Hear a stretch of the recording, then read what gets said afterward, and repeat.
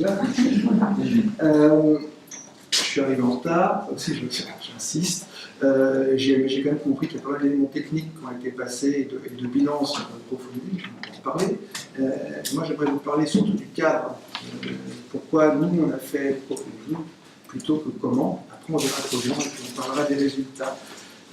Je ne sais pas le détail des gens qui sont présents ici, que ce qu'ils représentent. Il y a des associations, il y a des différentes structures, certaines sont parisiennes, d'autres, je suppose, provinciales. Là, ça fait une très grosse différence, parce que j'entendais parler tout à l'heure de sponsoring.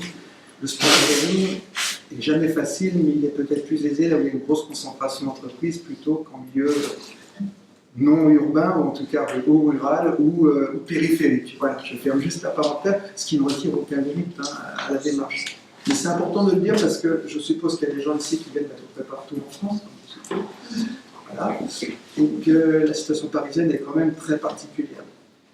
Voilà. Ça c'est fait. Donc le Muséum de Toulouse, c'est un gros musée. En théorie, je ne sais pas trop ce que ça veut dire, on dit que c'est le deuxième musée d'histoire naturelle de France.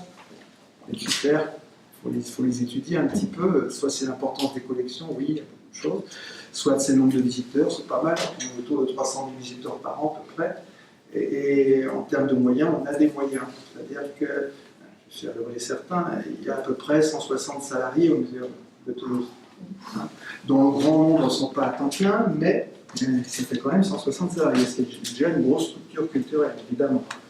Je ne vais pas refaire l'histoire du musée, mais il y a 10 ans, le muséum a été refondé.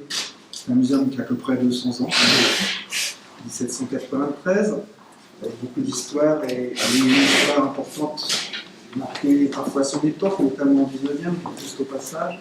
C'est le Muséum d'histoire naturelle de Toulouse qui a créé la science préhistorique et qui a eu la première chaire de préhistoire au monde, enseignement et recherche. Voilà, c'est juste une petite anecdote, il y en a quelques autres.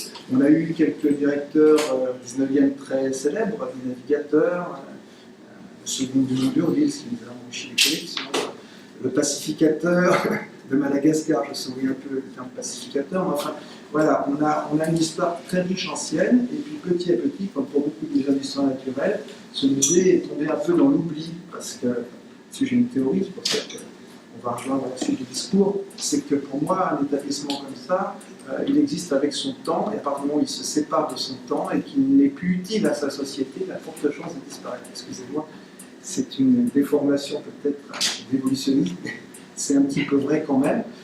Donc, il y a 10 ans, le muséum a réouvert avec des moyens importants. J'y suis rentré il y a 10 ans à peu près, et je suis responsable du développement du muséum. Qu'est-ce que c'est que ce truc?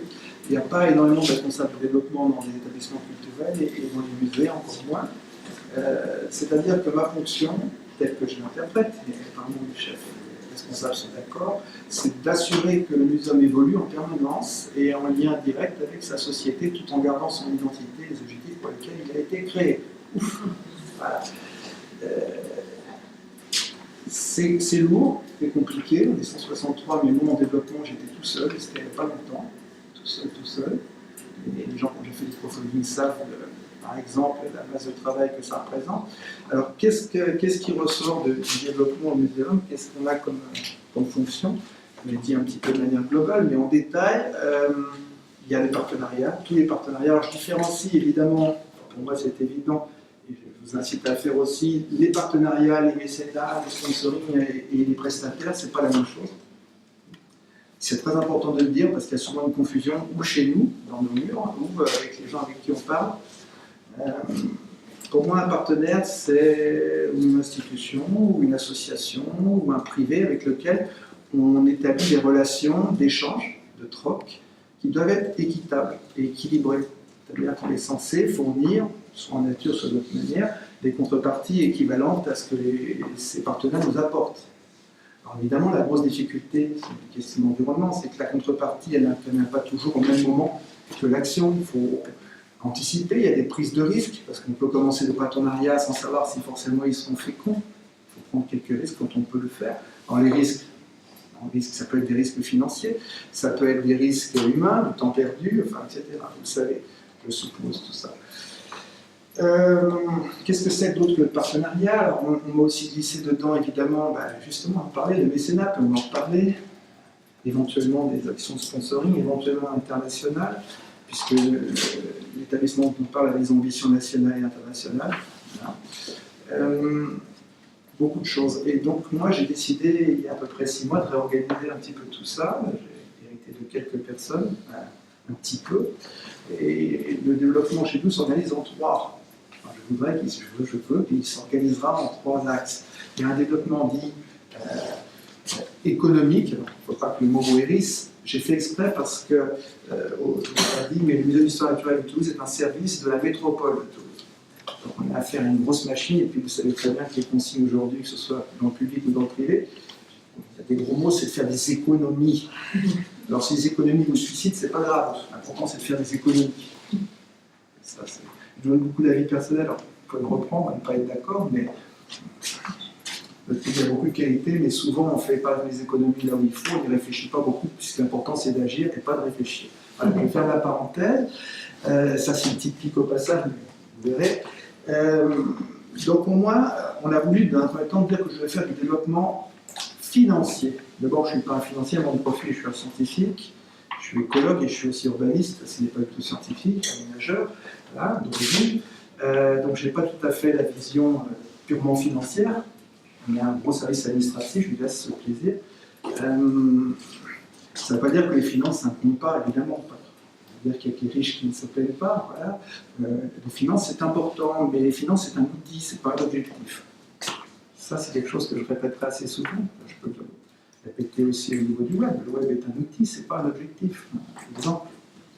Et donc, l'important, c'est de se rappeler ce qu'on veut mener comme action et de se donner les moyens. Voilà. Vous avez des exemples à moi, notamment sur un voyage. Effectivement, on part d'abord du principe d'avoir le projet de faire un voyage et après on essaie de trouver les moyens, parce que sinon on ne fait jamais rien. Je vous dis ça, encore une fois, je pense que pour vous c'est évident. Il y a beaucoup d'interlocuteurs auxquels on a affaire, raisonnent dans le monde associatif souvent, pas toujours, à l'envers, c'est-à-dire qu'on part et dans le monde institutionnel encore pire d'ailleurs, pardon, c'est que si on n'a pas les moyens, on ne tente pas, on n'essaye pas. Alors l'esprit de poser les choses, de laisser une place dans un premier temps, quand on peut, au niveau du temps, à une forme de créativité ou de rêve un petit peu, et après voir ce qu'on peut faire en le restreignant par les contraintes, c'est une démarche qu'on essaie, nous, de partager au musée. Donc je vous ai dit que le premier axe c'était le développement économique. Ce que j'entends par développement économique, c'est lié à la notion de partenaire. C'est l'équilibre des échanges entre le muséum et tout son environnement, soit des échanges de personnes, des échanges de flux financiers ou de flux en énergie ou d'images. Voilà. On essaie d'équilibrer tout ça, c'est chiffrable. Et donc il y a un deuxième axe de développement, après le développement économique pour moi important, c'est le développement territorial.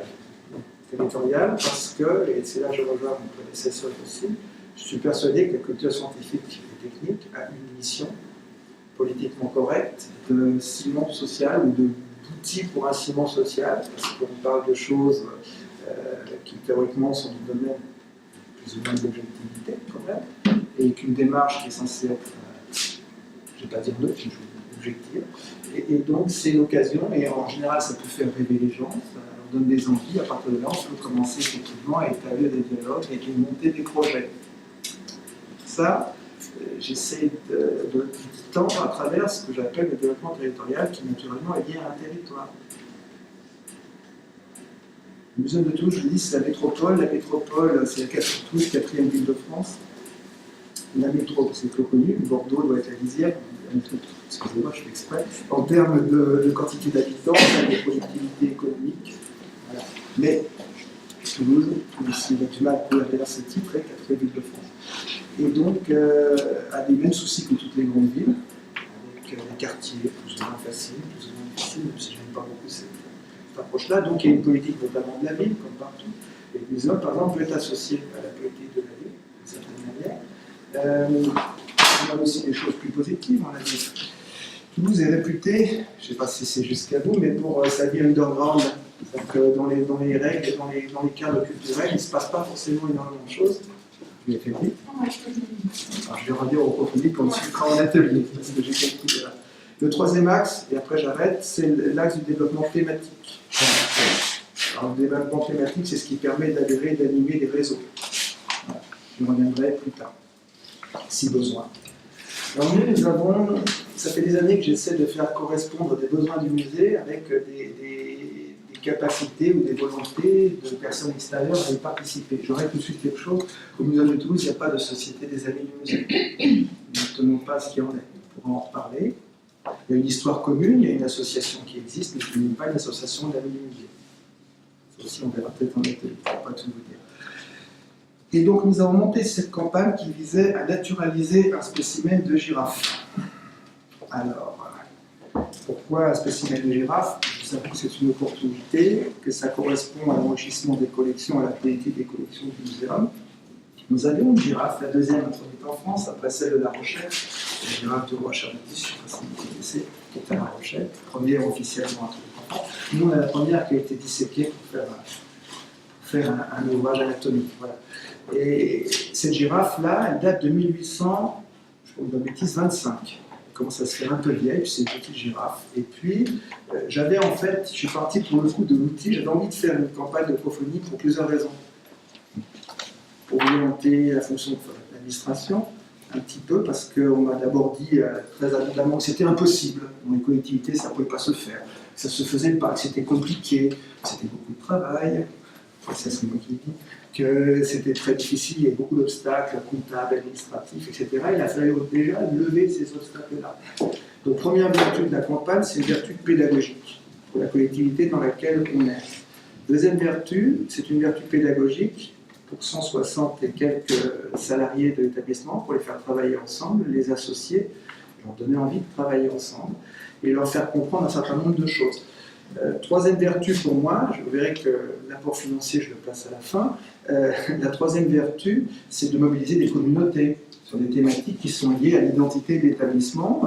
Plus ou moins directement, on avait choisi 3 axes. Un axe qui était les amoureux de la culture scientifique, un axe qui était les amoureux des collections de Toulouse, donc un peu chauvin, et puis le troisième axe qui était, ça va venir, la girafe, évidemment les girafes. Au passage, on s'était promis, parce qu'on peut s'attendre quand on fait une taxidermisation d'un animal qu'on n'a pas fait abattre, je précise, on ne fait jamais ça, nous au muséum, je pense que d'autres non plus maintenant, on se met quand même en danger par rapport à l'opinion publique qui peut être a priori, on a été confronté, contre la naturalisation de pauvres girafes qui sont en voie de disparition, je cite. Donc la promesse a été sur ce chapitre-là, par exemple, de faire la lumière et la clarté sur ce qu'on sait aujourd'hui sur les populations de girafes ou pas, ou ce qu'on ne sait pas. Nous avons d'ailleurs découvert à cette occasion-là qu'en France, nous ne sommes vraiment pas riches, et c'est un euphémisme, en chercheurs spécialisés sur les girafes. On a quand même essayé de faire le point là-dessus, et il s'est passé en plus des événements scientifiques pendant qu'on faisait la campagne, qui nous a un petit peu aidé sur la classification des girafes, les petites nouveautés qui sont arrivées, qui ont pu enrichir encore les outils qu'on a mis en place. Alors très vite, cette campagne avait pour objectif dernier de rapporter autour de 15 000 €, étant entendu que ce n'était pas le coût de la naturalisation, mais que c'était une participation. Donc c'était présenté comme ça, le musée est un musée qui a des moyens quand même, qui a des grosses collections. L'objet c'était d'associer un public ou des publics à la réalisation de quelque chose. D'autant plus que c'était une des premières fois en France aussi, que la taxidermisation, hormis préparation initiale, et grâce au public, se faisait en public. C'est-à-dire qu'à partir de la peau traitée, après la campagne, pendant 3 mois, il y a eu un montage public de la girafe avec commentaires en public. Voilà. J'ai beaucoup de choses à vous dire, donc je vais couper court. Sachez simplement que pour moi, la grande difficulté, ça a été effectivement les contreparties. Parce que j'ai tendance à être un peu trop généreux sur des contreparties trop ambitieuses. D'ailleurs, on en a fait beaucoup trop de sortes différentes. On s'est beaucoup noyé parce que les contreparties, ça veut dire éventuellement les concevoir, ça veut dire les distribuer et les gérer. On y reviendra peut-être en atelier. Voilà, je suis désolé. Non, mais quelques. Allez, encore un peu. Pour conclure, oui. Alors, il y a quand même eu à peu près 165 donateurs, quelques-uns près. Parmi cela, il y a eu 5 petites entreprises pour 16 100 €. Et comme on l'a dit tout à l'heure, il ne faut pas chercher une rentabilité forcément financière. Moi, je pense qu'une campagne en dessous de 5 000 €, ça ne sert à rien. Sauf si on a vraiment d'autres objectifs très forts. Et donc, la collecte est un prétexte, que je disais tout à l'heure, pour beaucoup d'autres choses. La notoriété, c'est important, effectivement. Alors, on a été, je ne vous raconte pas, j'ai plus le temps, mais on a été assaillis par les journalistes avant que la campagne commence, parce qu'ils avaient entendu le bruit que peut-être on allait faire ça, parce qu'il fallait passer en conseil municipal une décision avant qu'ils l'ont su. Il y a une première girafe qui a été récupérée dans un zoo et dont la peau s'est percée, donc ça a été un échec. Et comme on avait dit de ne pas communiquer, que ça a été fait, il y avait des gens qui étaient en demande autour de nous. Donc on a eu 6 mois pour retrouver une deuxième peau de girafe, sans la faire à mal, je précise. Et donc des petites aventures comme ça, des aventures, ça veut dire aussi que la communication, c'est quelque chose qui doit être maîtrisé là-dedans. Vous avez gagné combien? Pardon? Vous avez récolté combien? 16 100 € pour 15 000 demandés, mais je ne vous cache pas qu'à mon avis, le temps passé, la valeur, je ne dis pas le coût, mais la valeur des contreparties, il nous en restait un petit peu, mais je pense qu'il ne nous reste pas plus de 10 000 à 12 000 €, si on est honnête. Ce qui est déjà bien. Mais voilà, l'objectif, je vous le dis, enfin, je n'ose pas vous dire le budget de la mais c'est quelques millions d'euros par an, en comptant les frais personnels. Enfin voilà. Et on a 2,5 millions d'objets à conserver. Voilà. Juste une dernière chose, voilà, éclairer un peu ce que je vous ai dit avant. Le muséum a deux pieds, ce muséum-là. C'est un musée de France, et puis à côté de ça, et surtout, il doit être une plateforme sociétale et pas un centre de sciences, parce qu'il y en a un qui est pas loin de chez nous, non, mais on est une plateforme sociétale, c'est-à-dire un lieu d'échange pacifié sur des questions de sciences et société, et notamment les questions autour de la biodiversité. Ce qui justifie encore plus ce type de sujet. Parce que, sans être polémique, on a fait il y a quelques temps l'expo sur l'ours, qui est vraiment des reprises. C'est des sujets qui peuvent sembler polémiques. En réalité, on pense qu'on doit pouvoir discuter d'à peu près tout, de manière posée, dans un débat qu'on appelle nous instruit. Voilà. Et le coût de l'opération, c'était combien? Pardon? Le coût de l'opération, c'était combien? J'aurais du mal à vous répondre. Non, mais l'échelle. Le coût, vous voulez dire le coût de La naturalisation? Alors je vais vous répondre autrement, qui est une manière un peu perverse. Une girafe naturalisée, donc une belle girafe naturalisée, si vous vouliez en acheter une, c'est autour de 30 000 €. Voilà. Si vous pouvez en acheter une. On a la chance d'avoir un taxidermiste de pointe connu, voilà, connu, il a plus beaucoup. On avait plutôt intérêt à la faire nous. Et vous avez fait votre campagne sur Culture Time. On l'a fait avec Culture Time, qui d'ailleurs a changé de nom, je me souviens, il n'y a pas longtemps, et qui s'oriente plus sur le crowdfunding à cause humanitaire, si j'ai bien compris. Enfin, il continue peut-être par ailleurs, mais là j'ai cru voir que, je vous préciserai ça peut-être cet après, s'il y a besoin, si on a l'occasion d'échanger. C'est ce que j'ai eu comme retour, j'ai pas analysé en détail. Très bien. Et nous avons choisi Culture Time, c'est un peu le hasard.